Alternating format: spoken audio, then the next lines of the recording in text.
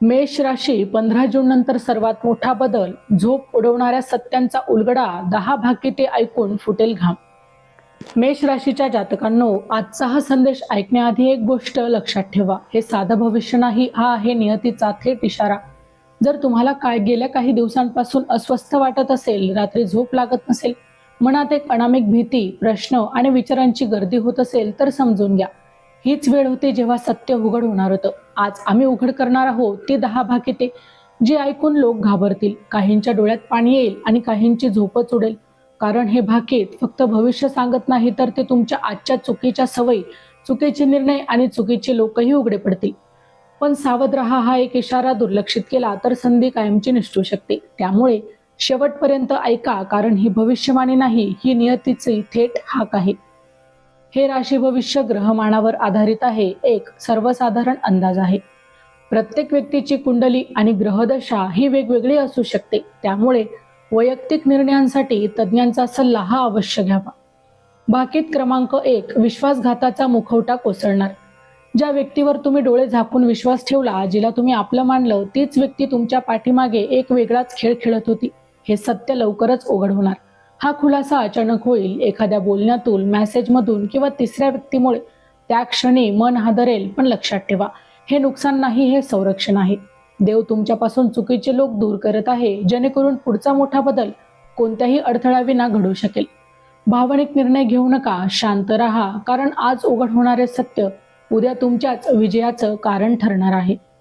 जानेवारी ते डिसेंबर 2026 चे मेष ते मीन राशींचे वार्षिक राशी भविष्य, तसेच 2026 वर्षात घडणाऱ्या घटनांचे मासिक व साप्ताहिक भविष्य भाकीत विषयक व्हिडिओ पाहण्यासाठी डिस्क्रिप्शनमध्ये दिलेल्या लिंकवर क्लिक करा. व्हिडिओ अवश्य पहा, व्हिडिओला लाईक करा. तसेच आपले काही प्रश्न किंवा सूचना असतील तर चॅनलला सबस्क्राईब करून कमेंट करायला विसरू नका. भाकीत क्रमांक 2. अडकलेलं नशीब अचानक फिरणार. ज्या गोष्टींसाठी तुम्ही खूप काळ प्रयत्न करत होतात, नोकरी, पैसा, व्यवसाय किंवा एखादं महत्त्वाचं काम, ते सगळं जणू अडकून पडलं होतं. प्रयत्न होते, मेहनत होती, पण फळ मिळत नव्हतं. आता ग्रहांची चाल बदलते आहे. अचानक एक बातमी, एक फोन कॉल, एक छोटा निर्णय तुमचं संपूर्ण चित्र बदलू शकतो. जे महिन्यात झालं नाही ते काही दिवसात घडेल. पण इथे एक इशारा आहे. हा बदल अहंकारासाठी नाही, तर शहाणपणासाठी आहे. घाई केली, लोभ केला तर मिळालेलं पुन्हा हातातून जाऊ शकतं. संयम ठेवा, देवावर विश्वास ठेवा, कारण हे नशीब वळण तुमच्यासाठी नव्या अध्यायाची एक सुरुवात मात्र ठरणार आहे. चॅनलवर येणाऱ्या प्रत्येक अपडेटसाठी आमच्या वेदभविष्याचा या व्हॉट्सअप चॅनलला फॉलो करा. चॅनलची लिंक ही डिस्क्रिप्शनमध्ये दिलेली आहे. भाकीत क्रमांक 3. दुर्लक्षित टॅलेंट अचानकच प्रकाशात येणार.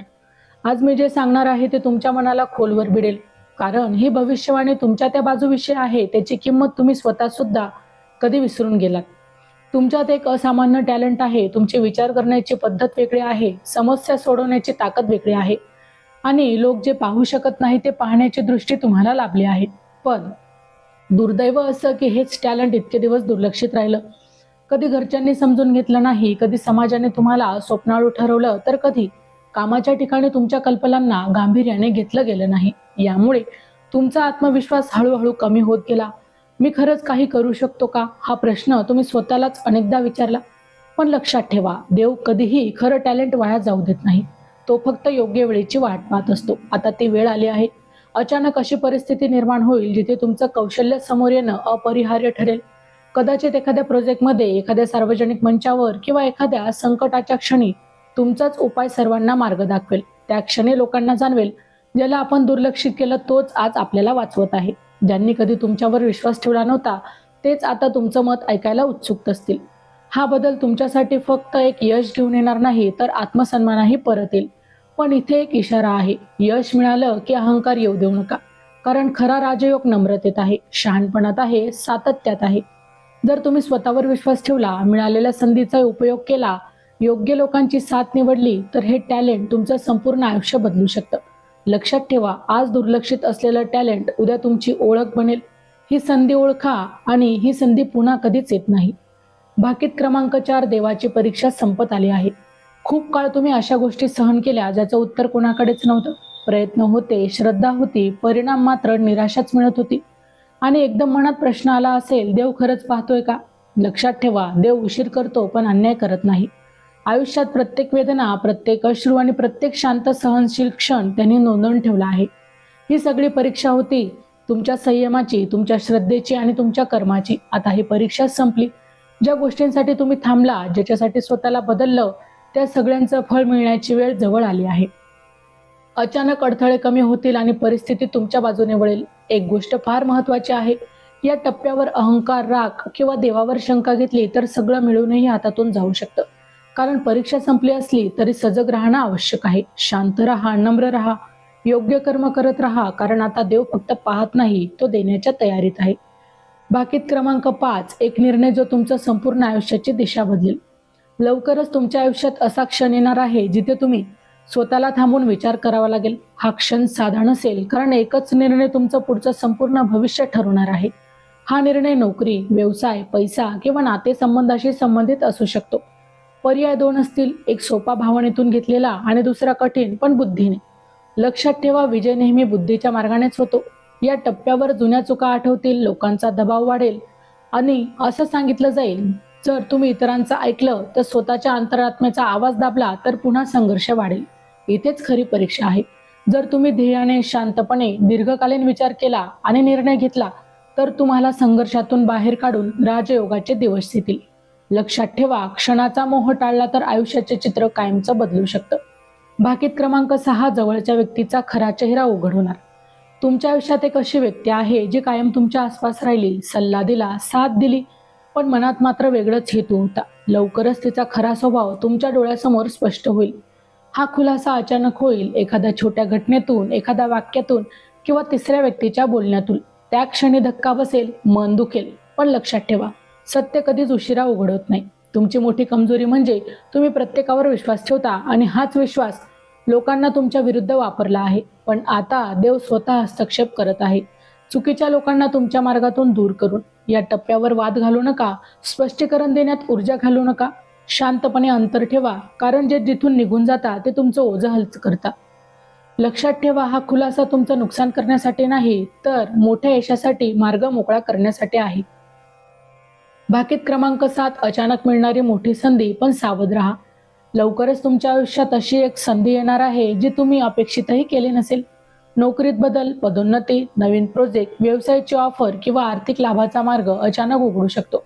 ही संधी इतकी आकर्षक असेल की लगेच हो म्हणावंसं वाटेल, पण इथेच सावधगिरी आवश्यक आहे. कारण प्रत्येक चमकणारी गोष्ट सोनं नसते.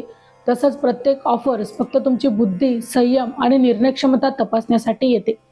तुमचा स्वभाव आहे मोठा विचार करण्याचा, पण यावेळी लहान तपशील दुर्लक्ष केला तर नुकसान होईल.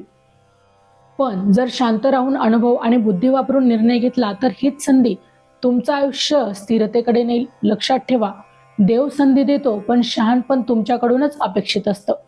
भाकीत क्रमांक 8, प्रेमात धक्कादायक खुलासा, सत्य टाळता येणार नाही. प्रेमाच्या बाबतीत तुम्ही नेहमी मनापासून दिलं, स्वतःला मागे ठेवलं, समोरच्याच्या आनंदासाठी तडजोड केली. पण आता प्रेमाचं खरं रूप तुमच्यासमोर उघड होणार आहे. ज्या व्यक्तीशी तुमचं मन जोडलेलं आहे ती खरंच तुमच्यासोबत भविष्य पाहते का, की फक्त सोयीसाठी थांबली आहे, हे सत्य स्पष्टपणे समोर येईल. हा खुलासा सुखदही असू शकतो आणि वेदनादायकही.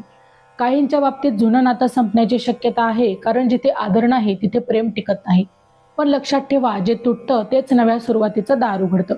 तर काहींसाठी हा काळ नवीन प्रेम घेऊन येईल, असं प्रेम जे समजून घेईल, जिथे तुम्हाला स्वतःला सिद्ध करावं लागणार नाही.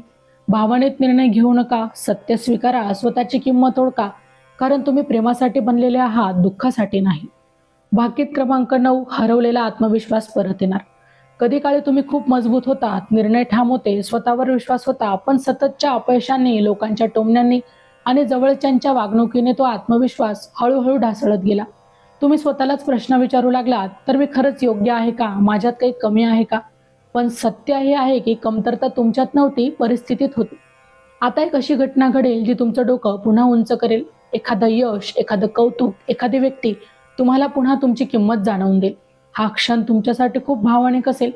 ज्यांनी तुम्हाला दुर्लक्षित केलं, ज्यांनी कमी लेखलं, त्यांच्याच समोर तुमचं आत्मपरण परत येईल. आणि सर्वात महत्त्वाचं, यावेळी तुम्हाला कोणालाही काहीही सिद्ध करायची गरज नाही. लक्षात ठेवा, आत्मविश्वास परत आला की नशीबही तुमच्या बाजूने वळतं. भाकीत क्रमांक 10, राजयोगाची चाहूल. अंतिम इशारा आणि सुवर्ण संधी. हा काळ साधा नाही. ग्रहांची स्थिती, घटनांची मालिका आणि सतत मिळणारे संकेत एकच गोष्ट सांगत आहे, तुमच्यासाठी राजयोगाची चाहूल लागली आहे. खूप काळ तुम्ही संघर्ष केला, पण आता परिस्थिती हळूहळू तुमच्या बाजूने वळताना दिसेल.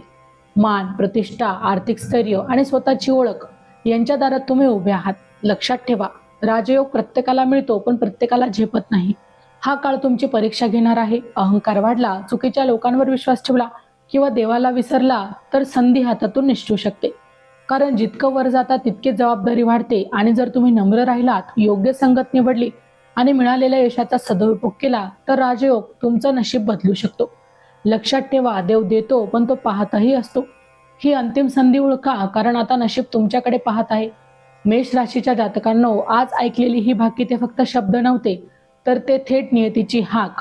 ज्यांना समजून घ्यायचं होतं त्यांच्या मनात आज काहीतरी हललेलं असेल. लक्षात ठेवा, जे तुटलेलं असतं ते तुमच्यापासून दूर होतं. जे उघड झालं जे तुमच्यासाठीच होतं आणि जे येतंय ते तुमचं फळ आहे. आता मागे वळू नका. जुने अपमान, जुने दुःख यांना मनात जागा देऊ नका, कारण पुढचा काळ तुमच्या निर्णयांवर आहे.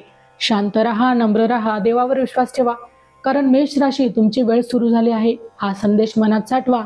योग्य वेळी योग्य पाऊल उचला, कारण नशीब दरवाजा ठोकवत नाही, तो फक्त एक संकेत देतो. मित्रांनो, व्हिडिओ आवडला असेल तर व्हिडिओला लाईक करा, चॅनलला सबस्क्राईब करा आणि हो, तुम्हालाही तुमच्या राशीची अंगठी हवी असेल तर डिस्क्रिप्शनमध्ये मी त्याची लिंक दिली आहे, तिथे जाऊन तुम्ही ती खरेदी करू शकता. व्हिडिओ शेवटपर्यंत पाहिल्याबद्दल धन्यवाद. पुन्हा भेटू अशाच एका नवीन राशीसह. तोपर्यंत श्री स्वामी समर्थ.